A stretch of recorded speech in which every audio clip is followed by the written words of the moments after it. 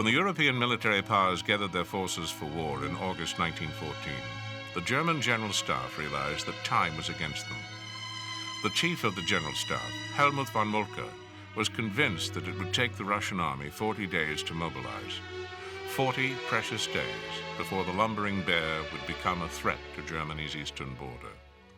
As laid out in the Schlieffen Plan, Germany threw the overwhelming majority of its strength west to achieve a decisive victory over the French. Once the French army was defeated, the Kaiser's army would then turn east to meet the Russian army. On 30 July 1914, Russia began mobilization. 6 days later, the French ambassador pleaded with the Tsar to attack immediately to relieve the pressure on the French army. An invasion of East Prussia by General Rennenkampf's First and General Samsonov's Second Army was hastily arranged. The Russian steamroller was on the move. Moltke's 40 days had vanished.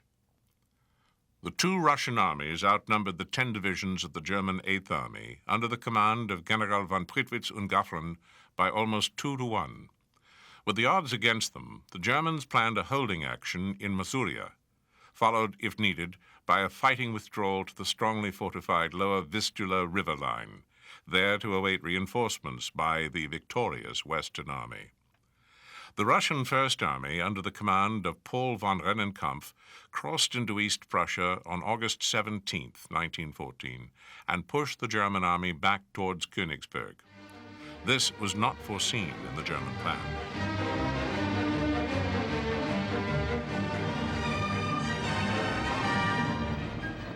Eighth Army Commander General Max von Prittwitz, a court favorite who had no combat experience to draw upon, panicked. On 22 August, Moltke replaced him and his chief of staff and turned command over to Generals Hindenburg and Ludendorff. They arrived the next day to begin the war's most formidable strategic partnership. They inherited a critical situation. German civilians were now on the move. It was the fear of the Russian hordes, the terror of Cossacks on horseback, the image of men with slanted eyes raping and pillaging that drove these people from their homes and farms. Ordinarily submissive, they made their painful parting, but the Russian advance was slowing down. Rennenkampf's supplies were running short, and he could not use East Prussia's rail lines to resupply because the Germans had removed the rolling stock and Russia's was of a different gauge. When the Germans retreated after a brief battle at Gumbinnen, he did not pursue them, but waited 2 days for supplies to catch up. And when he did move, on August 23, he gave avoiding a German flank attack priority over supporting the Second Army, continuing west towards Königsberg, instead of turning south to meet Samsonov. The Second Army had communication and supply problems and was being imprudently urged on by the Army Group Commander, General Zielinski, over sandy soil that made progress difficult for infantry and even harder on the draft horses. The Russians made much use of radios, sending messages in plain text or a simple cipher that was easily broken. On 23 August, German intelligence intercepted 2 plain text messages. They showed the First Army would not be coming to meet the Second. The messages were such an unexpected gift that some German intelligence officers thought they were a trap. Hindenburg reversed the retreat order and adopted a new plan of action. Leaving 2 divisions facing Rennenkampf, the 8th Army raced by rail and hurled the 8 divisions against Samsonov near Tannenberg. On 25 August, General Hermann von Francois was ordered to attack Samsonov's troops in the south. But while waiting for his artillery to arrive, the bold Francois hesitated. On 28 August, Samsonov's Second Army attacked and broke through the German line to open ground approaching the Vistula River. But in the process, the Russians exposed their flanks to General Mackensen and Francois. Samsonov continued to drive northwest to Königsberg, with the center of his troops rapidly advancing towards the goal, his right and left flanks still hanging in the air. Hindenburg saw his chance and ordered his army to strike. On 29 August, Francois' leading infantry reached Willenburg, just inside East Prussia, across from the Russian border. There, they met Mackensen's 17th Corps. Contact between the 2 armies signaled that Samsonov had been surrounded. Over 27 to 31 August, Samsonov's army was trapped and annihilated. 18,000 men were killed and 92,000 captured in 4 days. The Russian invasion force was teetering on the brink of annihilation. Samsonov was completely beside himself. On 29 August, the luckless Samsonov, fearing the prospect of facing the Tsar in shame, shot himself in a remote Prussian forest. Hindenburg then turned on Rennenkampf, and in the battle on the Masurian Lakes from 7 to 17 September, drove him out of East Prussia. The Russian army did not disintegrate, but 45,000 were captured, and General Pflug's 10th Army, positioned on his left, also had to withdraw. By the end of September, the Russians were back along the river Niemen, minus over 250,000 dead, wounded, or captured. Their sacrifice did, however, help France survive. 5 German divisions were rushed from the west in response to Prittwitz's panicky reports and arrived only after Tannenberg had shown that they were not needed. They were immediately returned west, but arrived too late for the Battle of the Marne. Colonel Dupont, head of French intelligence, later said of the Russians, "Their debacle was one of the elements of victory." It was the 35th day. This is what the Kaiser reminded his ministers during a meeting at his Luxembourg headquarters on the morning of 4 September.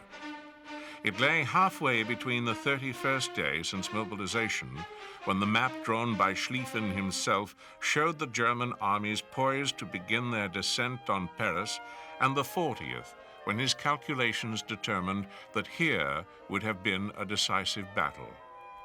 That battle's outcome was critical. Schlieffen had calculated that the deficiencies of the Russian railways would ensure that not until the 40th day would the Tsar's armies be assembled in sufficient strength to launch an offensive. After the BEF had escaped his clutches, General Kluck was freed from Bülow's direct command on 27 August and headed southwest towards Amiens. By 28 August, the BEF was less of a priority to him, as he began to consider wheeling inwards, a move which might enable him to push General Larrenzac away from Paris and to roll up the French Fifth Army's left. At this juncture, Joffre ordered an unenthusiastic Larrenzac to turn his face to the west and counterattack between Guise and Saint-Quentin. The Germans were surprised by the strength of the opposition, against which they began to suffer heavy losses. Yet on 29 August, the Guard Corps and the Hanoverians of 10 Corps advanced some 3 miles, and as evening approached, were preparing to consolidate the ground won. At that moment, the character of the battle was transformed by the courage of one man. The prestigious Guard Corps of the Second Army and the Hanoverians were assaulted at Guise by the French One Corps, commanded by the energetic Franchet d'Espery. Mounted on a chestnut charger, surrounded by his staff at the head of the regiments, Franchet d'Espery ordered the colors unfurled and the bands to play.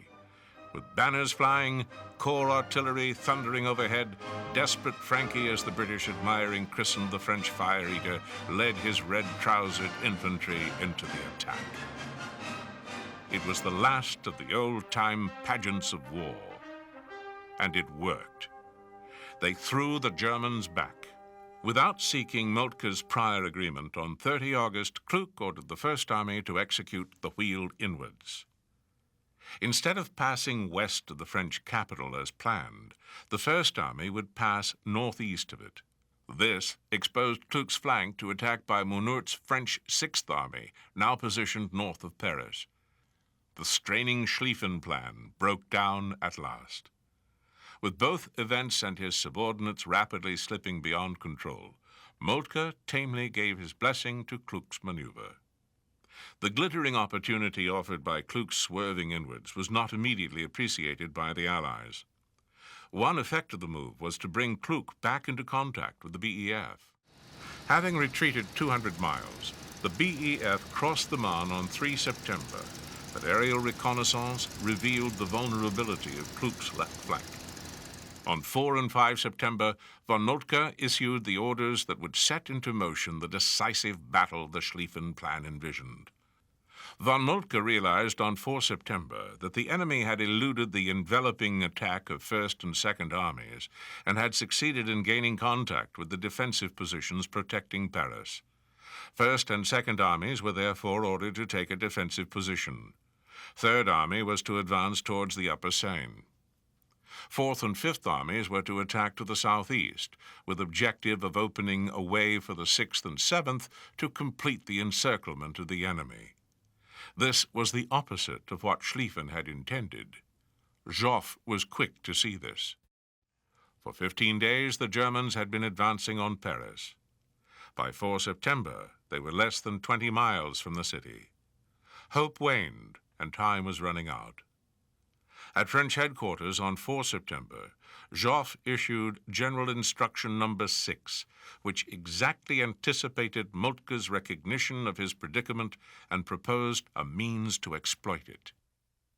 Accordingly, the Sixth Army at the outermost extremity was to cross the Ourcq, a tributary of the Marne, and advance around the German flank, while the BEF, the Fifth Army, and Foch's Ninth Army were to make a fighting advance northward. Effect date of the order was 6 September. The Germans, not the French army, was to be the target of encirclement. What stood in the way of the conception of the order and the completion of the maneuver were water barriers, tributaries to the Marne, that would define the coming battle. Those waterways would define the line of action, and that line would favor the Germans, along with the quick thinking by a commander on the spot at a critical moment. That man was General von Gronau, an artillery officer commanding 4 reserve corps. On the morning of 5 September, as Manoury's Sixth Army probed forward to take up an attacking position for the following day, von Gronau received a disquieting report from his cavalry scouts. The mounted patrols located advancing French troops all across the front. As 4 reserve corps was aligned at right angles to and to the rear of von Kluck's First Army, that meant that the enemy was maneuvering to take First Army in the flank and roll it up. Von Gronau's response was instantaneous and courageous. He decided to attack. As Manoury's advance guard moved line abreast, forward towards the Ourcq in the mid-morning of 5 September, they were suddenly brought under fire by the Germans, who were occupying terrain supposed to be empty. The French went to ground. As darkness fell, von Gronau wisely judged he had won the time necessary to save First Army from surprise attack and disengaged his troops. In bright moonlight, the French followed, launching attacks against positions the Germans had already abandoned. Thanks to von Gronau's independent action, the beckoning open flank, which offered the opportunity for encirclement, had been covered, and von Kluck given the warning necessary to hurry reinforcements from his center to the right before the danger increased. A portion of the garrison of Paris was rushed to the front by commandeered taxicabs. They prevented a total collapse of the French army, but they could not prevent Manoury's units from being pushed back. Kluck's further movements westward again extended the gap between the German First and Second Armies. Bülow, too, had responded capably to the pressure exerted by the French Fifth Army and the newly created Ninth Army under General Foch. By its third day, the Allied counterstroke was faltering in several places it had been repulsed with heavy losses. At the crisis of the battle on 9 September, it was the Germans who lost their nerve. The Germans gave way. As the BEF recrossed the Marne and advanced cautiously into the gap between the 2 German right-wing armies, an anxious and exhausted Bülow ordered a retreat. His decision was endorsed by Lieutenant Colonel Hensch, a hard-working but impressionable staff officer sent to the front to represent the utterly demoralized Moltke. Kluck was left with no option but to retire northwards to the Aisne with Bülow. The miracle of the Marne saved Paris and dealt the final blow to German plans for a swift victory in the west. While the nerves of Moltke and Bülow had given way, the stolid Joffre had retained his grip. His reputation and his authority as the savior of France would become unshakable in the following months. Moltke, on the other hand, did not survive long in office. On 14 September, General Erich von Falkenhayn was given control of operations. although to preserve appearances and morale, Moltke kept his post in name only until 3 November. However, if the Allies had gained a momentous strategic success on the Marne, they were still a very long way from defeating the German armies. Despite their reverse on the Marne, the German right-wing armies fell back to strong positions, especially the Chemin de Dame ridge, some 4 miles north of the River Aisne between Crayonne and Soissons. This steep wooded ridge had a series of finger-like spurs extending down towards the Aisne. It was here, on the BEF's line of advance, that a significant gap remained between the German First and Second Armies. The gap was an inviting target for the Allies, but neither the BEF nor neighboring French formations could push on quickly enough to exploit the situation. I thought our movements very slow today, in view of the fact that the enemy is on the run. Too slow. Blown bridges, weary soldiers, cautious commanders, and brave rearguard actions by German troops all combined to delay the Allied advance. The delays cost the Allies dearly. The fall of Maubeuge on 7 September released German troops for other tasks, and the 7 Reserve Corps under General von Sveld rushed to plug the gap on the German right. Following a march of 40 miles in 24 hours, during which a quarter of its infantry dropped out, leading elements of the Corps reached positions along the Chemin de Dame by 2 p.m. on 13 September, 2 hours before the vanguard of Haig's 1 Corps on the British right approached the crest. Though few recognized it at the time, this was one of the defining moments of the war. The stalemate of trench warfare had arrived on the Western Front. In front of this corps, and for many miles on either side, affairs have reached a deadlock, and no decision seems possible in this area. With deadlock gripping the front from the Aisne eastwards, each side tried to turn the other's open flank to the west and north in what became known as the Race to the Sea.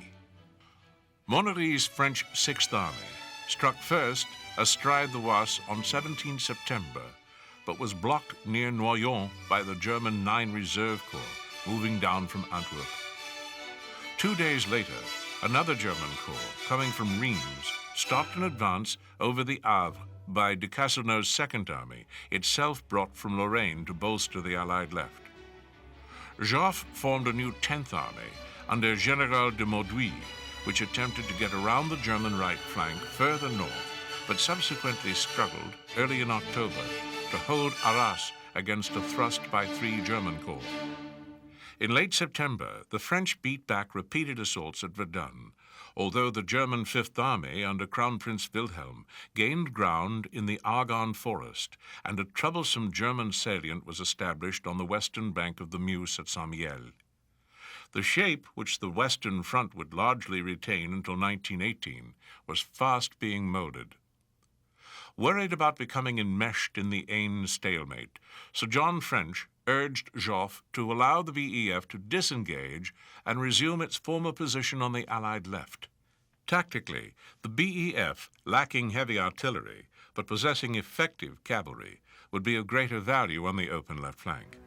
Strategically, it seemed sensible to shorten its lines of communication with the Channel ports.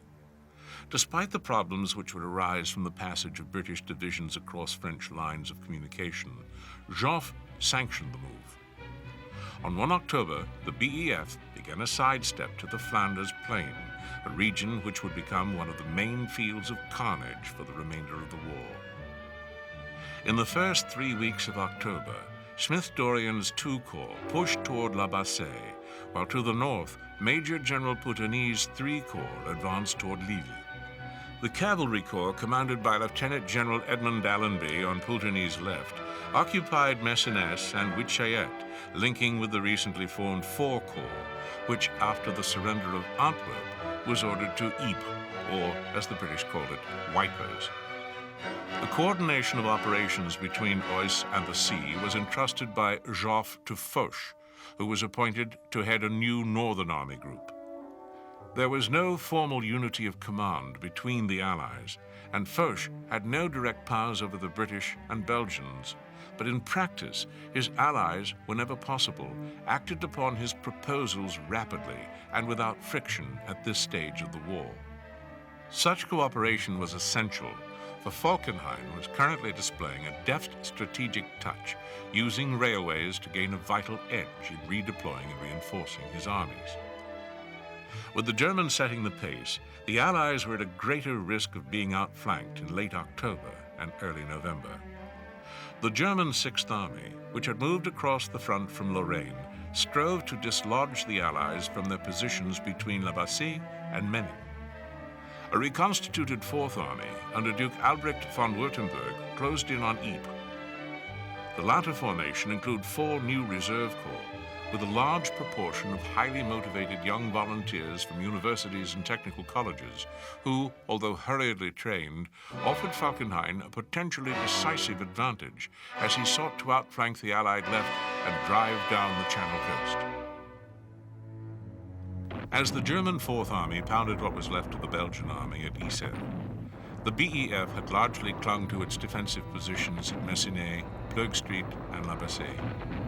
The farmland surrounding the Belgian town of Ypres was now the only sector where either side had a real chance of outflanking the enemy. Arriving from the Aisne on 20 October, Haig's 1 Corps advanced north of Ypres. Near Langenmark, they ran head-on into the German 24 and 26 Reserve Corps, approaching from the northeast. Far from striking a decisive blow, the Allies became embroiled in a fluctuating encounter battle, during which they were compelled to feed in units piecemeal simply to hold their ground. On the German side, the patriotism of the young volunteers, bourgeois German students rushed to the front, could not disguise their limited training. They fell in the thousands at Langemark. Attacking in dense skirmish lines, they were cut to pieces by the Tommy riflemen and machine guns. 25,000 student soldiers found a home for eternity in a mass grave at Langemark. Remembered by the Germans as the Kindermord von Ypern, massacre of the innocents at Ypres, their sacrifice was later accorded a special place in Nazi mythology. Although the front remained fluid, trenches were slowly snaking across the flat farmland.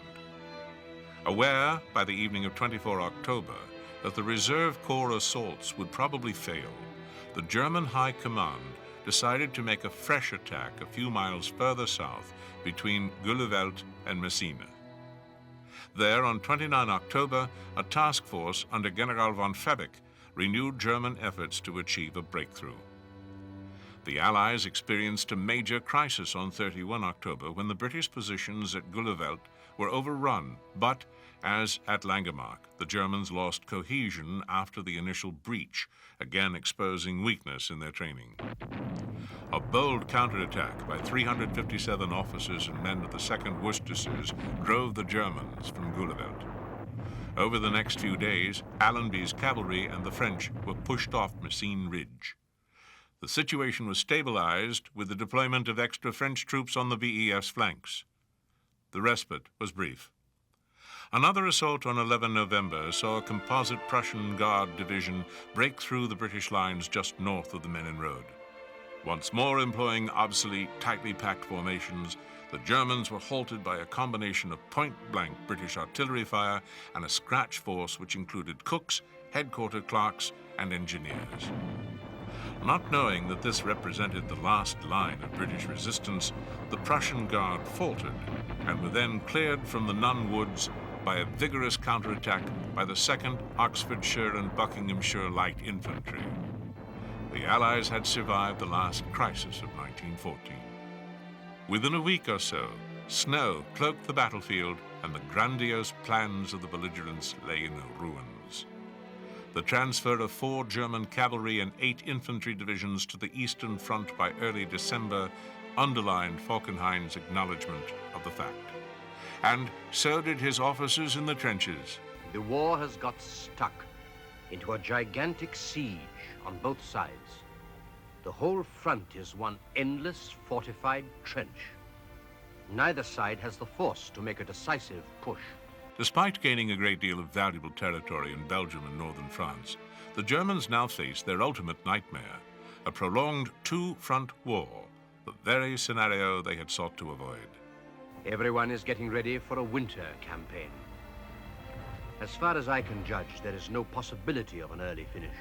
2 days later, the same officer wrote, We are still stuck here for perfectly good reasons.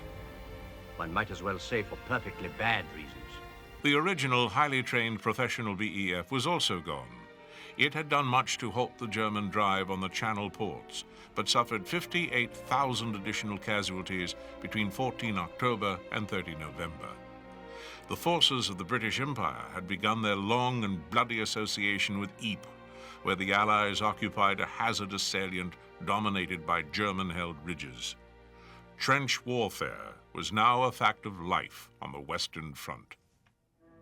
The Austrians, having lost prestige with the assassination of the Archduke, wanted to re-establish primacy in the Balkans and southeastern Europe. Serbia needed to be disciplined. Serbia's geographic position made it the strategic keystone of the Balkan Peninsula. The terrain was wild and mountainous, but two historic Balkan trade routes passed through it along the Morva-Maritsa Trench connecting Central Europe with the Aegean. Serbia's northern frontier was shielded by natural barriers, the rivers Drina and Danube. Neither was fordable, and in 1914, the only bridge over Danube in Serbia was at Belgrade. The Serbs began to mobilize on 26 July 1914.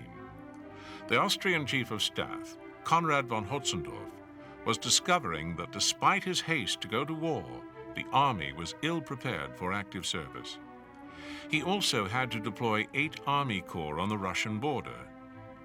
Austria wanted a war, and on 28 July, she got it when the dual monarchy declared war on Serbia. A day later, Austrian warships on the Danube shelled Belgrade as their 2nd, 4th, and 6th armies under General Oskar Potiorek prepared to cross the rivers Sava and Drina. The Serbs, with 450,000 men supported by partly trained Montenegrins, all under command of Marshal Radomir Putnik, resolved to sell their lives dearly. Putnik, with some 450 miles of frontier with Austria and Bulgaria to defend, correctly forecast the Austrians' main thrust lines and was waiting for them to come to him. On August 12, the Austrians invaded Serbia with the belief that the multinational Habsburg army would crush the upstart Serbians in a quick and punitive manner. In 9 days of ferocious fighting, the Serbs threw the Austrians back across their start lines in the Battle of Ypres and advanced into Bosnia in hot pursuit. The Austrians fled in disorder. On 7 September, Potiorek tried again, forcing the overextended Serbs back out of Bosnia. By early November, it seemed that all was up. Sheer weight of numbers forced the Serbs to evacuate Belgrade on 29 November. On 3 December, Putnik, having completed a withdrawal in good order to the southwest, turned and counterattacked on the line of the Kolubara River. King Peter still in the front line with his rifle and 50 rounds of ammunition. The Austrians again fled in confusion. By 15 December, Serbian patrols were back in Belgrade, where the king attended a solemn Te Deum in the cathedral. The Third Austrian invasion had collapsed ignominiously with the loss of 41,000 prisoners and 133 guns. The luckless Potiorek was replaced by the Archduke Eugene. The Serbian campaign had never been more than a sideshow to the Central Powers' great battle on the Russian front.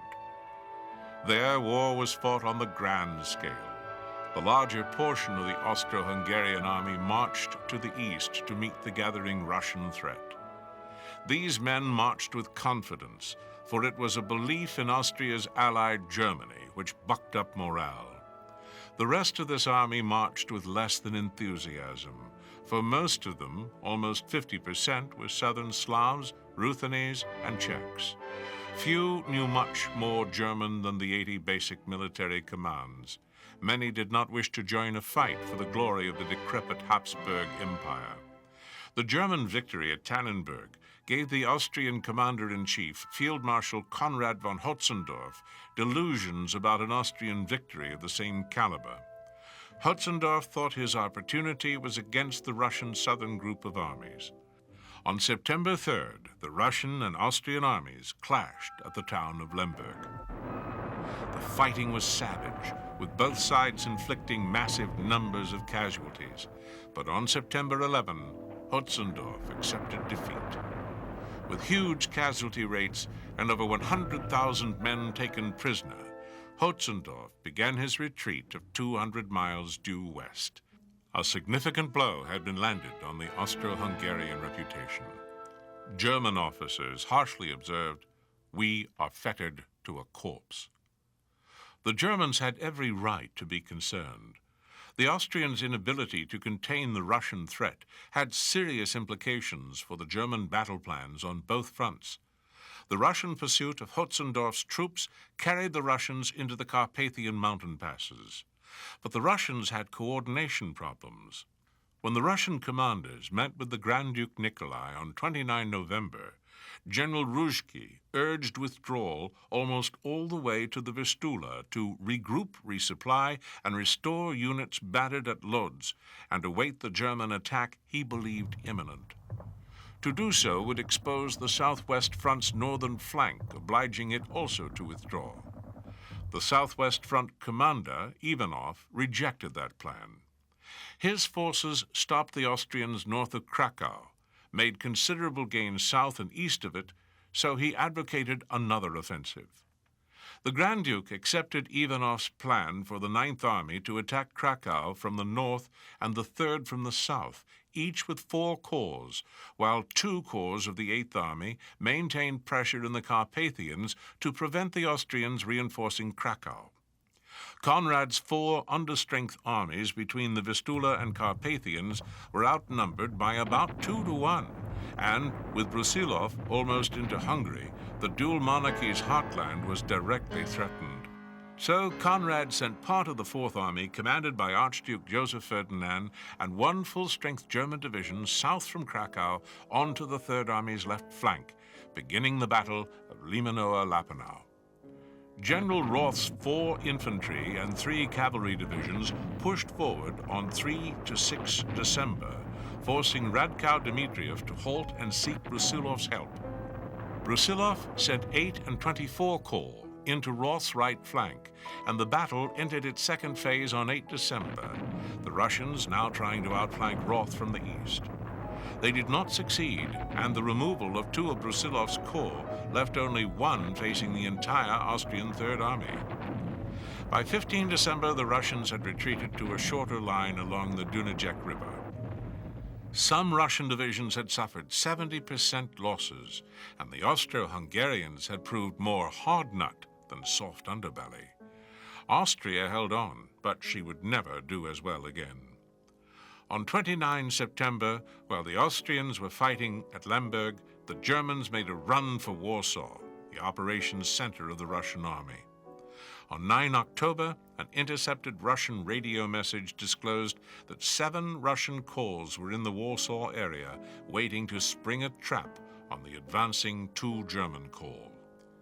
On 10 October, a copy of the Russian plan found on a dead officer showed Ludendorff that not only was the Ninth Army's left flank threatened from the Warsaw area, its right was also imperiled by the Russian Fourth and Ninth Armies from bridgeheads on the west bank of the Vistula. On 11 October, Ludendorff ordered von Mackensen to prepare for retreat. With the First Battle of Ypres imminent, Falkenhayn could only spare 1 corps from the west to protect East Prussia. The Russians were now very strongly placed to pounce on von Mackensen. On the 19th, the Germans began to withdraw, and a week later, Ludendorff ordered a full-speed retreat of about 60 miles to a line between Kilke and Radom to avoid being encircled. By the end of October, the Russians had outrun their supplies, and the First Battle of Warsaw ended. The Germans had lost all their initial gains. Von Mackensen had evaded the Grand Duke's trap, but on the whole, the Russians had had the better of it. Winter arrived on the Russian plain and terminated all progress for all three armies. Men were satisfied to dig holes in the ground for shelter and wait for spring to begin moving again. Ludendorff reflected. The 1914 campaign had not brought a decision, and I could not see how one was to be reached in 1950. In the winter of 1914, visions of a quick victory died on the cold Russian plain. As the Russians began to take stock of what had happened in the 1914 campaigns, the numbers were worse than that of the French. The devotion and tenacity exhibited by the Russian peasant soldier was often wasted by either corruption, errors in judgment, or heartbreaking shortages. However, the Tsar still believed in the cause. My dear army have already given such proofs of valor that victory can't fail us now. We must dictate the peace, and I am determined to continue the war until the Central Powers are destroyed. No Congress or mediation for me. The unshakable Tsar would have been served by placing his fate less in the hands of the army and more in the hands of the diplomats. With the onset of winter, the deadlock became total. Continuous trench lines now extended from the Belgian coast to the Swiss frontier. The Germans had not yet constructed the formidable defensive systems which, for most of the war, their overall strategy in the West would dictate. Having prepared for siege operations at the outset of the war, the Germans were comparatively well endowed with weapons suitable for trench warfare, including mortars, grenades, heavy guns, and howitzers. The BEF, however, was compelled to fashion improvised mortars from drain pipes and grenades from jam tins.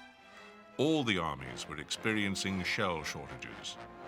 Falkenhayn later stated that the failure of just one ammunition train that winter threatened to render whole sections of the front defenseless. The French, requiring 50,000 rounds of 75mm ammunition daily, were producing only 11,000 rounds per day in mid-November 1914, while by January, some British 18-pounder guns were restricted to firing just 4 rounds a day. Casualty rates in 1914 hit the BEF particularly hard. As a small professional volunteer force, it could ill afford the loss of 3,627 officers and 86,237 men between August and December 1914.